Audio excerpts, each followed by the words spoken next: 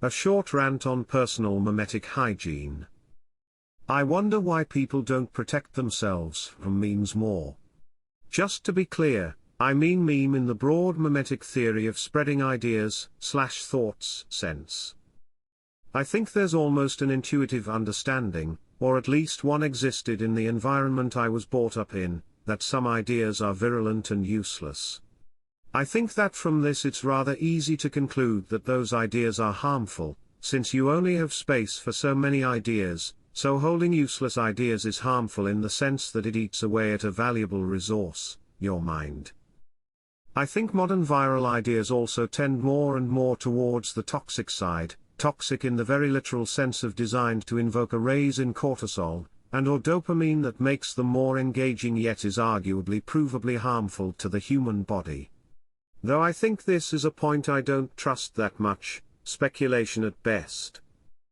It's rather hard to figure out what memes one should protect themselves from under these conditions. Some good heuristics I've come up with is memes that are new and seem to be embedded in the minds of many people, yet don't seem to increase their performance on any metric you care about. For example, wealth, lifespan, happiness. Memes that are old and seem to be embedded in the minds of many people, yet seem to decrease their performance on any metric you care about. Memes that are being recommended to you in an automated fashion by a capable algorithm you don't understand fully.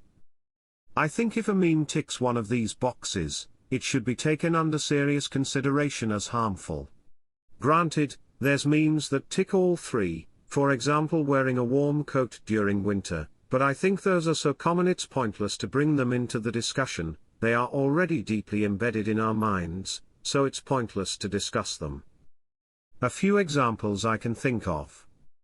Cryptocurrency in 2017 and 2018, passes 2 and 3, passes or fails 1 depending on the people you are looking at, equals greater than depends.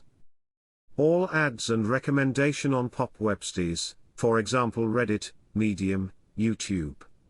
Obviously fail at 3, sometimes fail at 1 if the recommendation is something that went viral.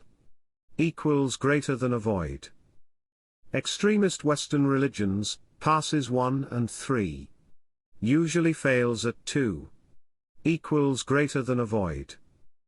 Contemplative practices, passes 2 and 3, fails 1 depending on the people you are looking at in the case of modern practices, doesn't fail 1 in the case of traditional practices. Equals greater than depends.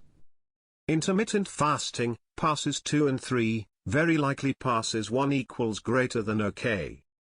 Foucault, passes 3, arguably passes half, but it depends on where you draw the old line equals greater than depends. Instagram, passes 2, fails 3 and arguably fails 1 equals greater than avoid. New yet popular indie movies and games, pass 2 and 3, arguably fails at 1 equals greater than avoid, pretty bad conclusion I'd say. Celebrity worshipping, passes 2, kinda fails 3, certainly fails 1 equals greater than avoid. Complex analysis, passes 3 and 1, very easy to argue it passes 2 equals greater than okay. Granted, I'm sure there are examples where these rules of thumb fail miserably. My brain is probably subconsciously coming up with ones where they works. Even more so, I think the heuristic here are kind of obvious, but they are also pretty abstract and hard to defend if you were to scrutinize them properly. Still, I can't help but wonder if it's safety measures, taken by the individual, no political, against toxic memes shouldn't be a subject that's discussed more. I feel like it could bring many benefits and it's such a low-hanging fruit. Then again, protecting ourselves against the memes we consider toxic might be something we all inherently do already, and something we do pretty well. So my confusion here is mainly about how some people end up not considering certain memes to be toxic, rather than how they are unable to defend themselves from them.